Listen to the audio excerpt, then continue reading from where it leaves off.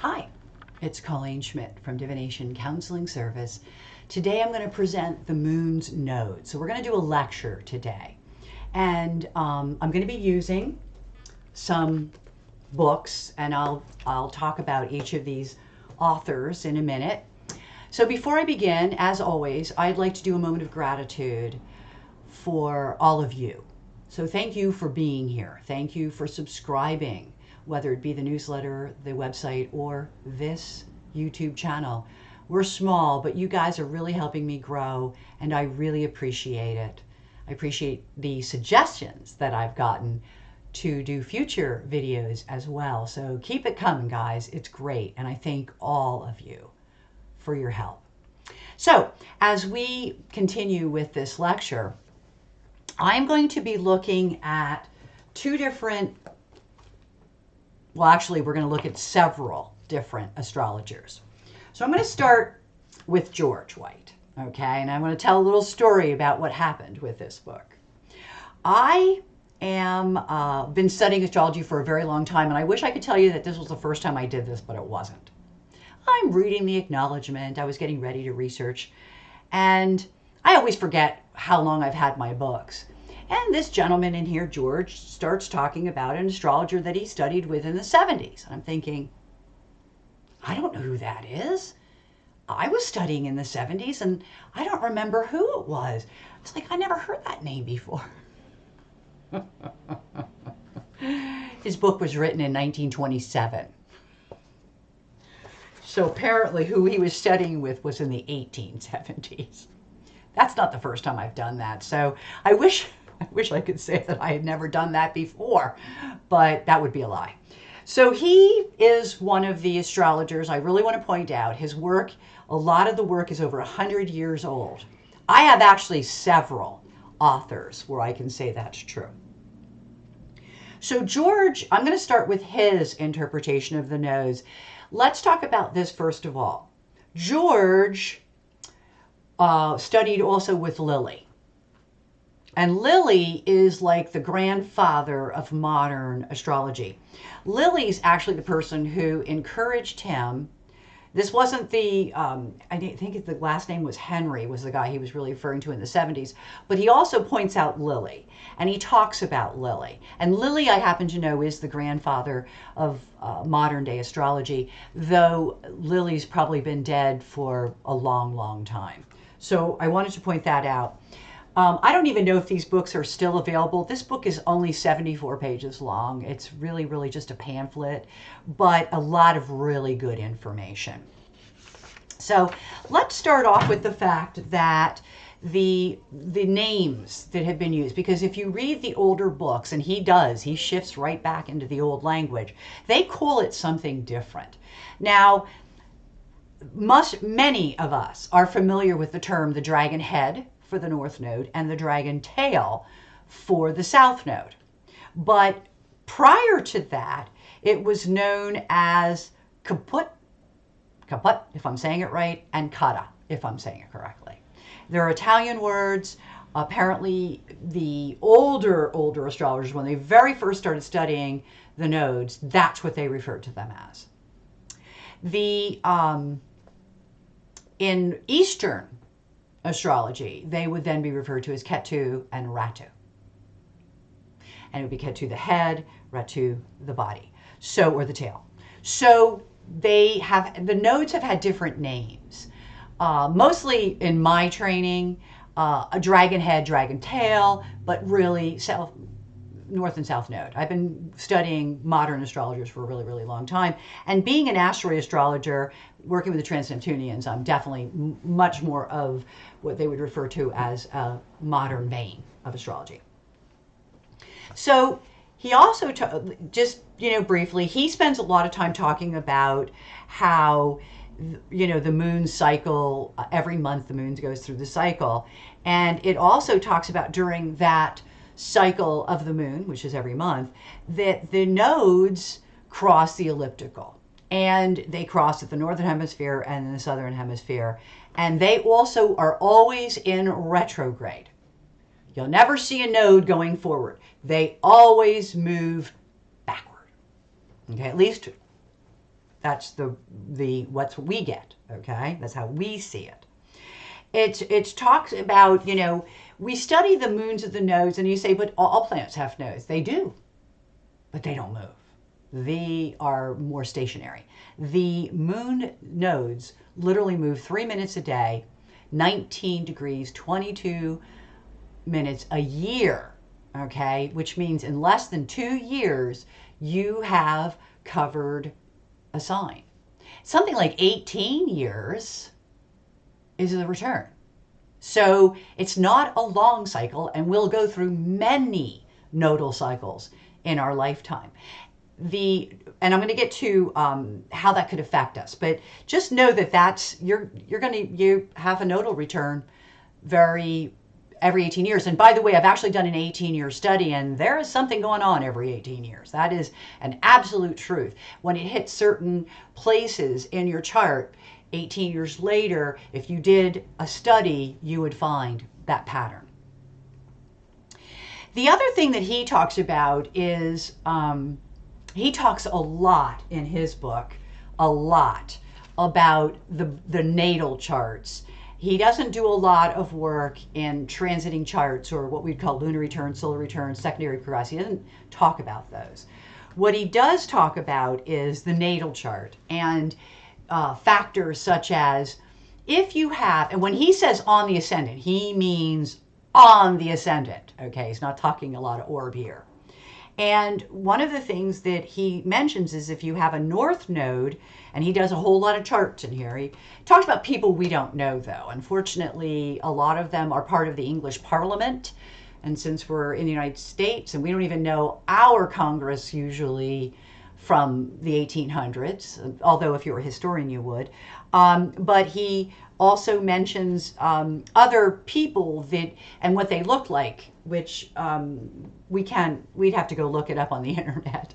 But he talks about how if the north node falls on the ascendant, you would be tall and lanky. Whereas the opposite would be true if the south node were to fall on the ascendant.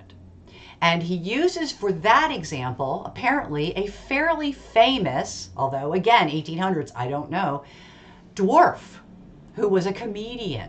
So it didn't stop him in life. He was able to still really have a great life. It wasn't like the south node played that much of an effect in that manner. You got to understand something about the nodes. They're always an opposition factor.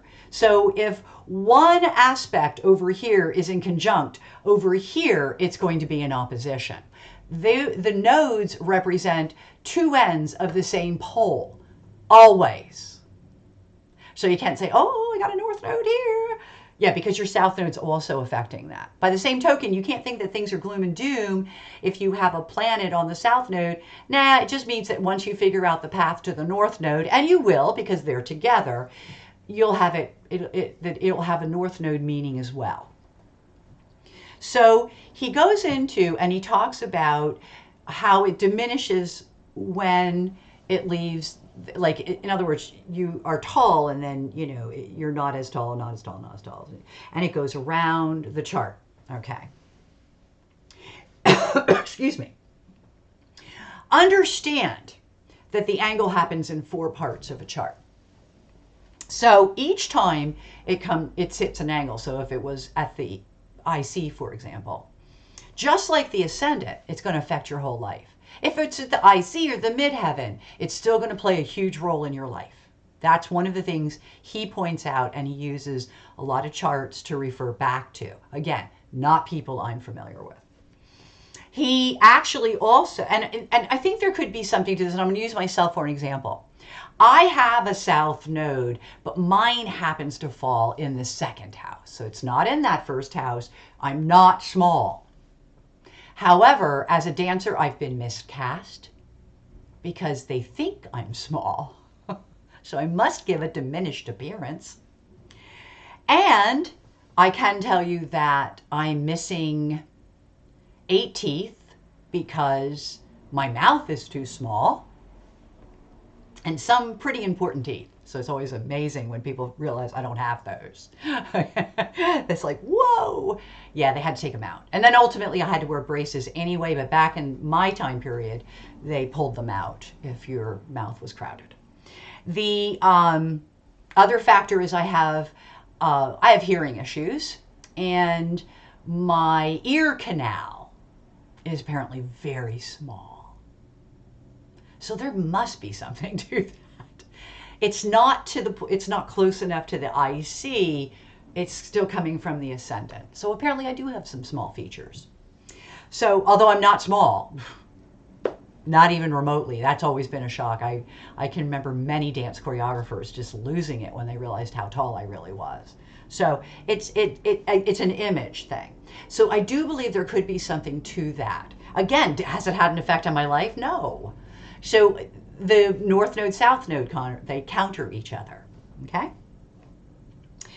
So we talked about when it's, how it works, how the nodes work, is they actually determine the eclipses. Total eclipse, partial eclipse, you've heard those terms. Well, that has to do with how far the node from the sun's elliptical, okay? If it's the sun, if it's a full moon, that's in a new moon. In a new moon, if it's more than, if it's within 5 degrees of, it's a total eclipse. Okay, that's the elliptic. Okay, and the and then it could be, you know, can go all the way up to 18.36 degrees. Okay. The full moon is within 12 degrees, 24 minutes, and it too can determine if it's a partial or a total. And I think that they call it a total or an annular, if I'm saying that correctly. That's what they call that, total eclipse of the sun.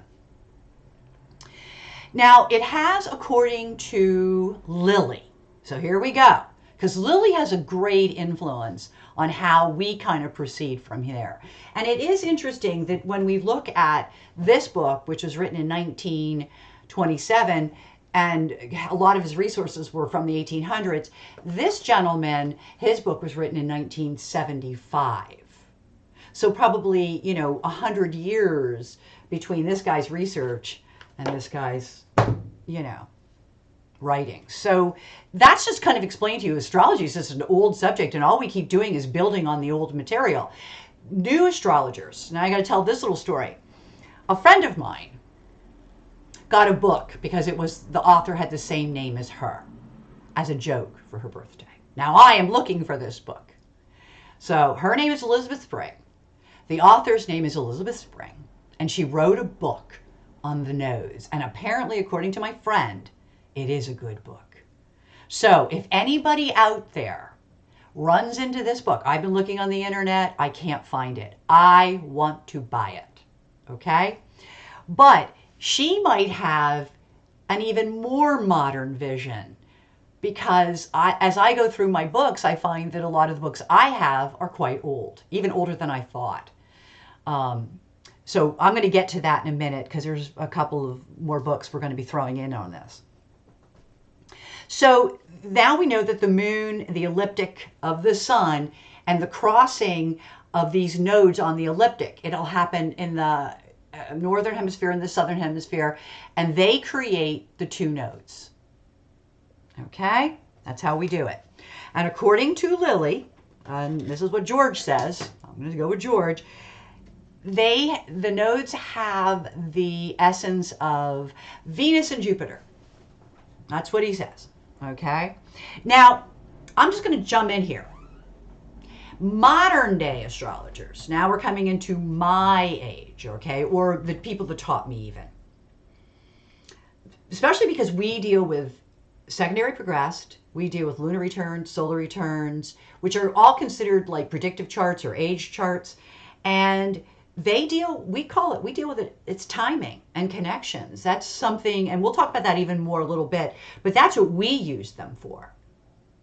If, you know, for a few days you got because it's only a few days, you got the South Node on you, they're not going to be a great 3 days. I can tell you right now, you're going to probably feel a little oppressed, timing's going to be off, you're going to miss your, you know, timing, so to speak, just things just aren't right, And that is what happens in the South Node, whereas the North Node, you might have a little bit of an ease in making those connections or time slots. Okay, so when we look at George, and George's book was written in London in 1927, he really gives us a really good basis of how these nodes really affect your life. He talks about people that have had them at the North Node who've gone on to achieve great honors, okay? By the same token, I know people that have had the North Node at the midheaven or very close to it, and the same thing with South Node at the midheaven. And I can tell you that the North Node person has had what I would call more luck, has definitely had more achievements, and really, really put their job like as the focal point of their life a lot of times. The person I know with the South Node, and I'm not using their charts because I didn't get permission, it's a very different story for him. He has achieved things and then he has lost them, sometimes through no fault of his own. But it's almost as though the rug gets pulled out from under him. Whereas with her, that's not how it goes. All right. So the nodes are really interesting, and they really make a good study for astrology. If you just wanted to narrow your focus for a little while and study something, the nodes. Okay, that's what George did when he wrote this book. Okay, Martin Schulman, he does a lot of work in what I refer to as karmic astrology. And he brings up, I told you how we deal with astrology. We use it for timing and connections, but I also buy into this one too. This is describing the nodes as a karmic cycle thing. It's the evolution of our soul type of thing.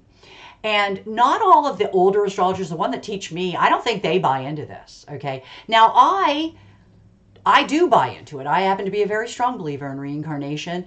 I just don't think you can make it all work in one lifetime. I just don't think you can get close to God in one lifetime. Okay. Just, whoa, that's really very egotistical of us, I think. But I'm not somebody who thinks everybody should share that view. And I can honestly tell you that I know I study with people who didn't. Okay. I know they didn't. So this form of looking at the nodes, if you didn't look at it as reincarnation, the way I see it now, I'm old and I've been through life and all that good stuff. And I can honestly tell you that look at your childhood and some of the patterns that you picked up right away. And in some cases, we're adults still fighting those patterns. It would work the same way. Okay, because you do come in as children, and children do immediately gravitate to the South Node, because the South Node is said to be where we come from. The South Node is our past lives, the patterns that we've, through those lifetimes, started to really, those paths, we beat them down so hard that we fall right back into them like ruts. Okay, that's the South Node. Okay. And I really like that he does that in a sense. I mean, I've got other books by him. He's to me, I really like him. Again, I don't know if he's still here. This book was written in 1975 as its first printing. And I think I got a first printing. Yeah. I believe I do have a first print too. So this book is also old. And this book, he talks about how the South Node is ingrained in us and how we've come into this lifetime to work our way out of the South Node. The way to do that, of course, is to understand the North Node. Okay?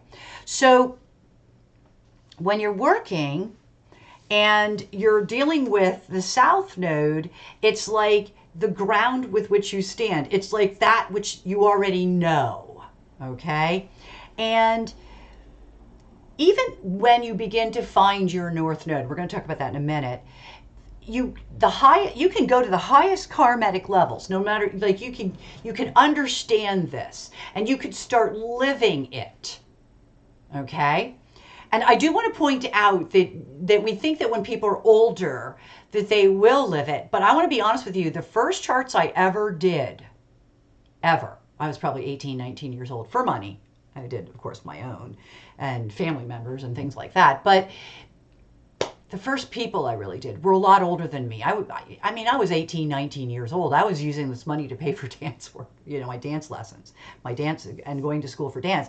And I was often appalled at the lack of evolution. I just thought that by this age, surely you would be further along, right? 50s and 60s.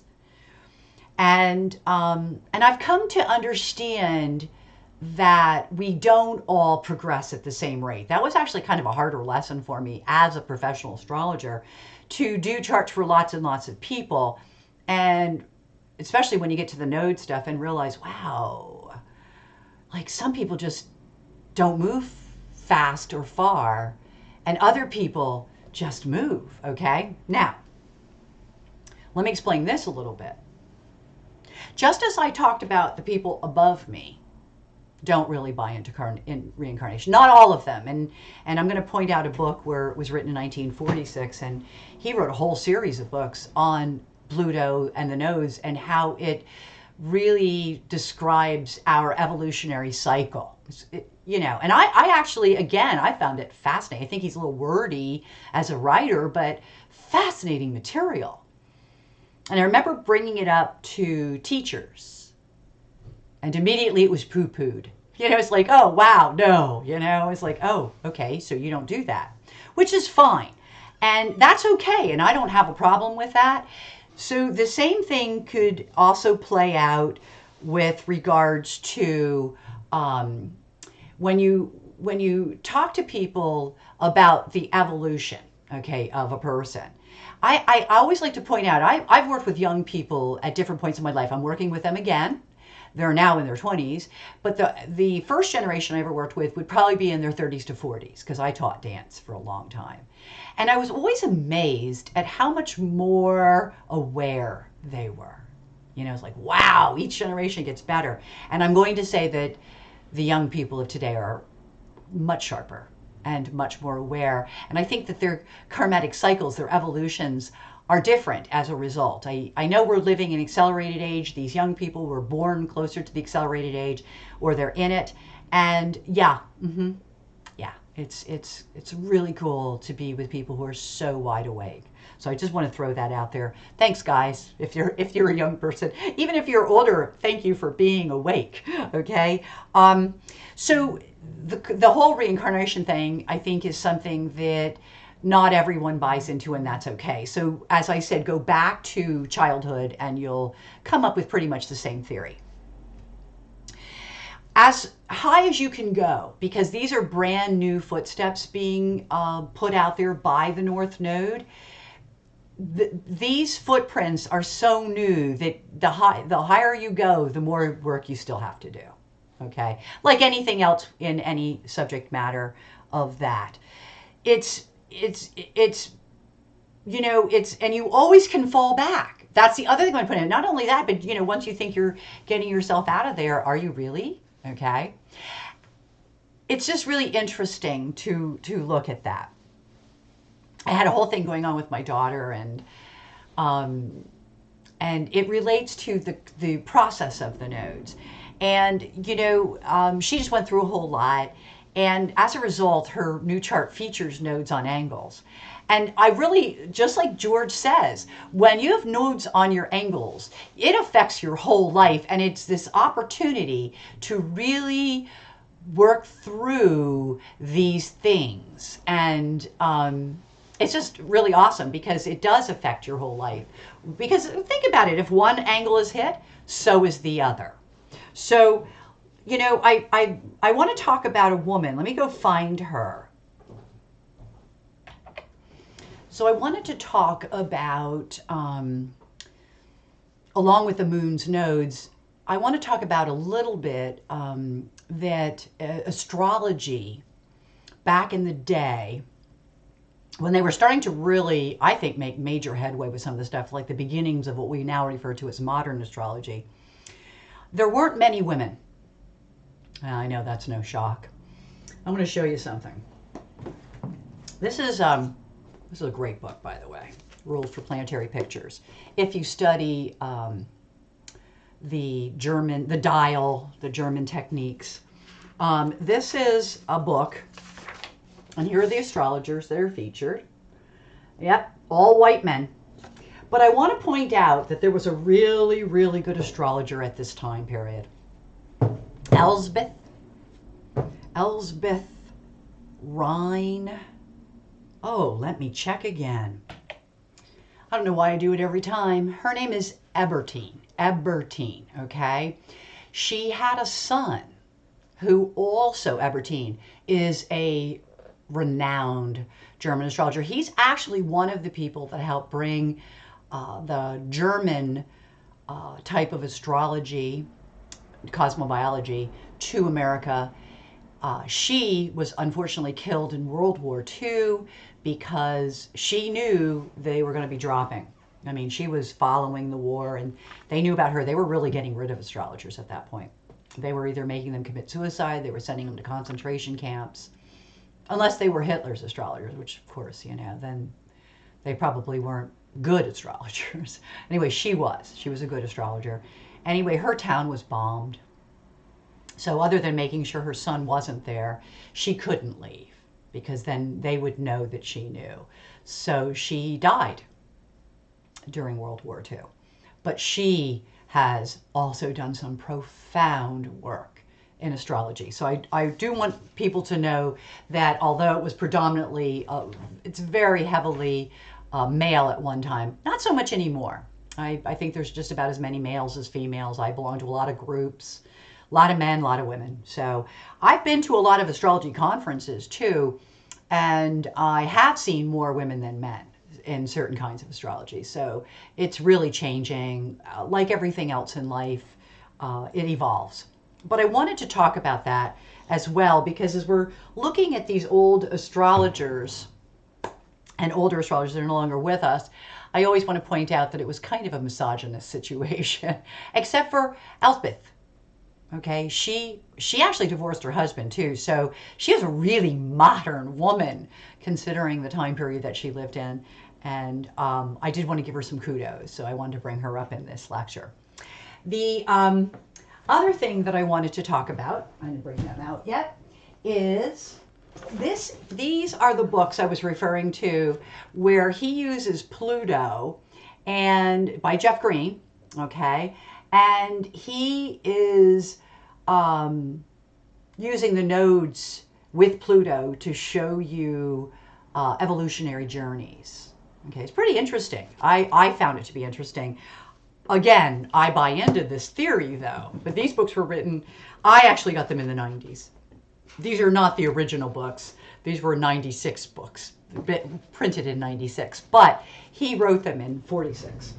And it was during my time studying that I brought it up, and that's when I realized the teachers were not where I was in terms of belief system, so which is fine. Not everyone believes the same, and we have to be okay with that. The factors, when you're looking at Schulman's book, one of the things that he spends a lot of time on is the opposition. And I think that is critical to our evolution. If you think of, as I said, the south node is where the patterns are, then the north node is your way out of the pattern. And that's how I like to look at it. It's not just about setting up new footsteps, as George talked about, but it's about just finding your way in a new mode, if you will. And I'll give you an example. If you just, and it works the same with the houses or signs, there's always an opposition. Okay, so say somebody has South Node in Venus. Well, that means North Node's on Venus too. Okay, what it does mean is that they have to learn about their karmic patterns before they can move to find true love. Okay, they have to first value, and it would depend upon what sign or energy that was. Okay, how another one. Okay, so let's look at, I have South Node in the second. I'll give you personal experiences. Although it's part of a huge T-square. This is where it gets really complicated because it's very hard when you're studying only one faction of astrology, just one portion. The understanding the complexity of how it fits with everything else is sometimes tough, but I'll do the best I can here. So I'm going second to eighth. So obviously, I had to learn, and I have learned, I got to let go of things in life. I have to, whether it be something I own, something, choreography when I was creating, I had to let it go. I have to move out of owning and move into transformation in my case, okay, because we're talking second to eighth, and maybe work more. It's not about what I own or what I'm holding on to, but maybe it's about letting go of everything so that I can transform. And it's about not only my transformation, but maybe the transformation of others. So really just looking at each of these points, okay, say you're doing third house and maybe North Node in third house. Well, here's somebody who can really communicate, but they have to first, South Node in ninth, they have to get over their own opinions, their own belief systems. You can be a great communicator, but you're not going to be that good if you're always biased. By the same token, you know, you always have to look at what the energies are. So let's try sign. Let's do Leo and Aquarius, okay? If Leo is the North Node, then you have to get past the Aquarius. You know, you have to learn to be a leader. You have to learn to take a stand. You have to learn that you can't just depend on other people, or you can't just be a part of the group, that you have to stand up and stand out. In reverse, it would be the opposite. It would be somebody who came in thinking that or if it were first house even, you know, they are the center of the world, and they have to realize that actually, in order to really be the center of the world, they have to do good for the world at large. So if you look at the back and forth between the house oppositions and the sign oppositions, think of it this way. Whatever house it falls in, both of them, shows the areas of life, and the manner in which it's dealt with is the energy, which is the sign. And that, just play with that and look at that. You know, it's generational too. Remember that people are right around your age. They're going to be in different houses than you are, but they're going to have the same sign. If it's somebody who's a year, 2 years older than you, maybe not. And then you can begin to kind of look at the differences between the signs and the differences between the houses and set yourself up that way. I did for a while watch the 18-year cycle. And that was quite fascinating. And I can tell you, because I've looked back on that in my own life, and it is pretty wowing. It's a very wow moment. So always really go back to that opposition. Now, before I leave, and we're getting a little bit late, but I really want to talk about one more thing. And I might do a bigger video on this, but I got to do a lot of research before I do that. And that is the concept of parallel, contraparallel. It came up in some of the things that I could talk about, like Lily. But Lily's easy because that was another astrologer. So if your charts are based on Lily, it just means that Lily is the house setup and everything was based on his system, which is the basis of modern astrology. So I could go through that. The same thing when people start talking Hamburg school, which is the German astrology, which can be cosmobiology.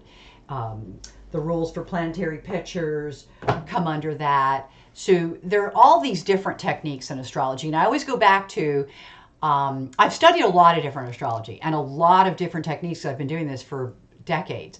I definitely have landed for the last 25 years or something of that, maybe more than that. It's a long time. That I've been doing asteroids and trans-Neptunians and becoming more of a dial astrologer. And the Uranian techniques, which is German. So you hear Uranian astrology, then that's a German astrology. Well, there's another astrology called declinations. And a lot of astrologers, especially the older ones, are really, that's one of those things they really like to work with. And declinations are measuring where the planets are in relation to the ecliptic, okay? And parallels and contraparallels are how they set those up. And the best way to describe them are that a contraparallel is an opposition and a parallel is a conjunction, okay? And with that said, that's all you're working with there, right? But for traditional astrologers, you go in and you're looking at your report, and your report shows that you've got not just a conjunction of, say, Venus and Jupiter, but they're also in parallel. Well, that makes that conjunction even more strong, because you could have two planets in square and still have them parallel. You could have them in conjunction and they could be contraparallel. And then it becomes a more complicated interpretation, because the contraparallel acts a lot like an opposition and the parallel acts a lot like a conjunction. And that conjunction would be played right on top of whatever that other aspect is that you're talking about. And sometimes they don't have any other aspects, but a lot of times, more often than not, they do. And so you're talking about this contraparallel or this parallel in relation to aspects and how it's aspected in the chart. And it's just another way to read astrology. And that's what it comes down to. Just as the nodes would be a technique that you could study and learn from, the same could be said of the declination, that these are just different little caveats to the big astrology picture. And that what astrologers often do, which is what I've done, which is study lots and lots of these things so that I can find what works best for me and what I find the easiest to learn and the most exciting to work with. I have worked with declinations a little bit. I do find them to be fascinating when you look at them in conjunction with other aspects. I think that they have true meaning, okay? The other thing I wanted to mention in this video, this lecture, was the trans-Neptunians, and I've talked about them before, but I want to talk about them because you can have a node aspect to a trans-Neptunian. But a trans-Neptunian moves rather slowly. It's much more of a generational thing. It's much more associated like Hellenistic astrology where you're studying the ages.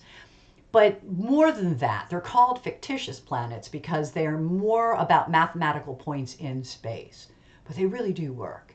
And one of the greatest proofs of that, and I will be doing a lecture on this, is the Hades Chronos factor, which is basically bad leaders or bad leadership.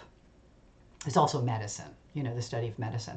So, these, you say to yourself, but geez, they don't even exist. How could they possibly be working? And then look at what we've got for leadership. And it's not here, it's around the world. And you have to say to yourself, God, there's got to be something to this, because every country seems to have some issue with criminal type governments. There's so much abuse of power going on, and there's so much criminal element that's infiltrated the governments that I do believe that we're in a 10-year period of that's what we're going to be dealing with. But I want to point this out because just like the nodes, it gives you a place to really begin some really major in-depth study. The node, the reason why it was so easy to do a lecture, books have been written about him. They have so much to offer us in terms of our own evolution. And that evolution is to find our way out of those karmatic patterns. And in some cases, like my second to eighth house, it has a lot to do with letting go. But I got news for you. If you've got a chart set up for a solar return and it shows that you've got a north node either on the midheaven or on the ascendant, realize that the south node is also playing the opposite role. And if you're looking on a dial, they all work and sit together. And when that happens, you know that your life is going to be really affected that year. I would like to do more study, and I want to throw this out there for all of you astrologers. It would be really interesting to do a study on nodal aspects and how they help or hinder our own evolution in this lifetime. You know, I go back to some people seem to, they accomplish so much in a life. They're so awake. They're so understanding of themselves. And then there are other people that don't understand themselves. And maybe it's because that's not really their purpose in this lifetime. Maybe their purpose for their evolution is their work. Maybe it's their family. Maybe it's their significant other. There's a lot of people very tied by way of karma. And I think the nodes could really help us decipher that. I'm going to do lectures, I think, on things like Black Moon Lilith and what happens when she falls in certain charts, because there's not a whole lot written on this, although I'm going to give a name here, Lynn Coiner. She has written about the Black Moon Lilith. I think she might have written about a couple of the Black Moons. There's several. And I think that would be an interesting lecture. So again, it takes me a couple days to pull these together because I have to do a lot of research and I make sure I give you all proper information, like math is correct and things like that. But really, check it out, guys. I can't stress it enough. It's such great work to just delve in to this one area, how much you would learn about astrology. So I'm going to leave you with that. As always, I just want to wish you only happy readings. Although now we're beginning to learn that maybe sometimes the rougher readings are where we learn the greatest lessons. And that also is true, unfortunately. It's human. It's the human condition, after all. Happy readings, guys, one and all. And thank you. Thank you for watching this.